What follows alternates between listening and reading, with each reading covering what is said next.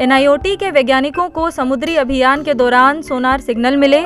उन्हें क्या पता था कि उनकी खोज 7 साल पहले लापता हुए भारतीय वायुसेना के विमान के रहस्य का अंत करेगी। एंटोनोव 32 विमान, जिसमें 29 रक्षाकर्मी सवार थे, 22 जुलाई 2016 को बंगाल की खाड़ी के ऊपर लापता हो गया था। विमान ने सुबह लगभग 8:30 बजे चेन्नई के पास तांबरम वायुसेना स्टेशन से उड़ान भरी थी। विमान को सुबह 11:45 पर अंडमान और निकोबार द्वीप समूह के पोर्ट ब्लेयर पहुंचना था। सुबह करीब 9:15 बजे भारतीय वायुसेना का विमान से संपर्क टूट गया जब वह 23,000 फीट की ऊंचाई पर उड़ रहा था। ETV भारत ने उन वैज्ञानिकों से बात की जो गहरे समुद्र में खोज का हिस्सा थे। उन्होंने हमें अपना गियर दिखाया, जिससे AN-32 मलबे का पता लगाने में मदद मिली। उन्होंने जिस ऑटोनोमस अंडर वाटर व्हीकल का इस्तेमाल किया वह 6.6 मीटर लंबा और 0.875 मीटर चौड़ा है और इसका वजन लगभग 2 टन है।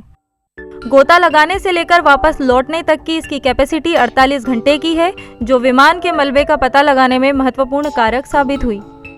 नॉर्वे से आयातित अंडर वाटर वाहन प्रत्येक गोता से पहले फीड किए गए डेटा का उपयोग करके ऑटोमेटिक रूप से संचालित होता है। 30 घंटे की मेहनत के बाद आखिर में मलबा मिला। As a part of development of technology for developing the technology for exploration of non-living resources, that is minerals available under ocean, we have now developed an autonomous underwater vehicle which is capable of going up to 6,000 meters depth. So, as a part of the exploration activities in the recent years, we went to the Bay of Bengal, where we had a strong reflection of some objects observed at 3,400 meters depth on the seabed of the Bay of Bengal. So, upon analyzing the images in the sonar, we came to know that they are the metallic objects which could be the parts of some of the aeroplane which was lost in the year 2016. जिन वैज्ञानिकों का मानना था कि यह जहाज का मलबा है, उन्होंने राउंडेल की पहचान वायुसेना के विमान के रूप में की और रक्षा मंत्रालय से संपर्क किया। जिस स्थान से चित्र लिए गए थे वह चेन्नई तट से लगभग 140 समुद्री मील या 310 किलोमीटर दूर था, जो हवाई यातायात रडार प्रणाली में दर्ज विमान का अंतिम ज्ञात स्थान था। We went close to the seabed and for taking the photographs of the objects.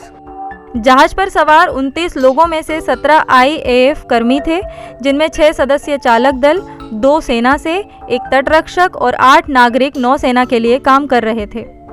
भारतीय वायुसेना ने 200 से अधिक उड़ानें लेकर बड़े पैमाने पर खोज और बचाव अभियान चलाया। हवाई खोज में 2,17,800 वर्ग समुद्री मील का कुल क्षेत्र शामिल किया गया। नौसेना और तटरक्षक बल के जहाज़ों ने लगभग 28,000 वर्ग समुद्री मील की दूरी तय की। Since we acquired this AUV, which has that high resolution mapping payloads, we could able to go down up to 3,400 meter and do the larger area survey, so we could able to pick up some of the man-made object which could be of the debris of AN-32. NIOT is involved in developing technologies for exploration and harvesting of ocean resources, both living and non-living resources. As a part of non-living resources exploration, we have been developing technologies which can go up to 5,000 meters water depth. So far, NIOT has been developing vehicles that are operated from the ship with the help of a cable, that called remotely operated vehicles, and they are unmanned. Now, under the Government of India mission, Deep Ocean Mission, NIOT is developing a vehicle that can take 3 human beings to 6 kilometers depth. 16 सितंबर 2016 को खोज बंद कर दी गई। भारतीय वायुसेना ने सभी को मृत मान लिया और परिवारों को सूचित कर दिया गया। अब विमान के बारे में महासागर खनिज एक्सप्लोरर 6000 के नाम से जाने जाने वाले वाहन ने मलबे को नहीं देखा। इसे भारतीय वायुसेना ने पुष्ट कर लिया है। रक्षा मंत्रालय के अनुसार इससे लापता हवाई जहाज की कहानी का अंत हुआ।